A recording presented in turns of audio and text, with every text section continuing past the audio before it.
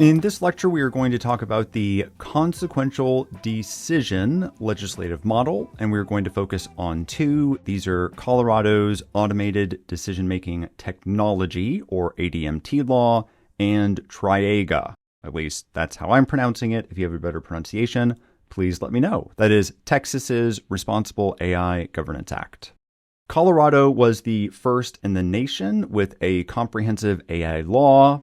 Shortly after enacting that, however, they repealed and replaced it. And they replaced it with one that much more narrowly targeted automated decision-making technology, or ADMT. In order for a technology or a tool to be considered ADMT, it must process personal data and materially influence a consequential domain.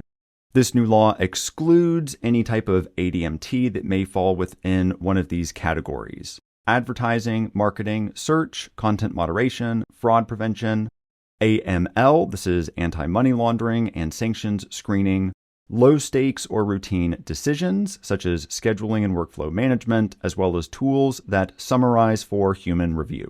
For organizations and systems that fall within the scope of this law, we're going to be looking at developers, deployers, and consumers. So for developers and deployers, what are their duties? For consumers, what are their rights? For developers, they must provide documentation to deployers. Pretty straightforward. This includes intended use, training data categories, known limitations, human review instructions, and notice of material updates.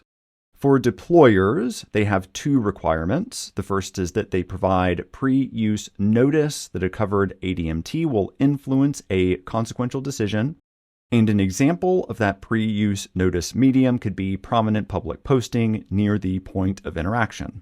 The second requirement is that the deployer provide a plain language explanation of adverse outcomes or decisions within 30 days. Two consumer rights are the right to correct materially inaccurate personal data and meaningful human review and reconsideration to the extent commercially reasonable. With regards to liability, developers and deployers can be sued under existing state anti-discrimination law for ADMT influence decisions. Developers are protected when the system is used off-label. The state law also voids indemnification clauses for one's own violations. And finally, the statute states that use of ADMT is no defense. So if an organization made a mistake and they claim that, oh, well, the mistake was made by AI or by this ADMT, that is not a viable defense. The thing to keep in mind about TRAIGA, or Texas's Responsible AI Governance Act, is that it is primarily a prohibited use with intent statute. So as we'll see, there are a number of uses that AI cannot be used for, and additionally, it must be demonstrated that there was intent for this prohibited use. And so instead of regulating how AI is governed, the law lists things that AI must and mustn't be developed and deployed to do. These include intentionally inciting self-harm, harm or criminality, deceptive manipulation, governing social scoring, certain government biometric identification, political viewpoint discrimination, discrimination against protected classes, and the generation of CSAM, which is child sexual abuse materials and deepfakes.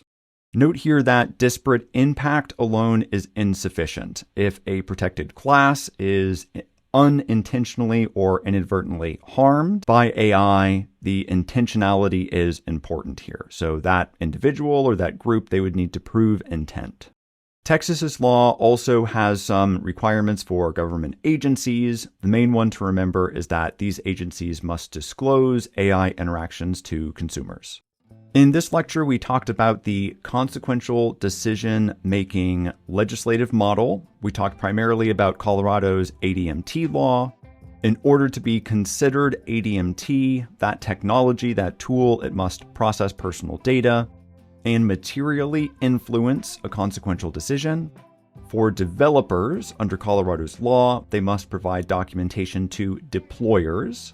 Deployers must provide pre-use notice and, in the case of an adverse outcome, a plain language explanation within 30 days. Colorado's consumers have two primary rights: the correction of materially inaccurate personal data, as well as meaningful human review and reconsideration to the extent commercially reasonable. Finally, for TRAIGA, remember that it is a prohibited use with intent statute. It does not regulate how AI is governed. Instead, it lists things that AI must and mustn't be developed or deployed to do.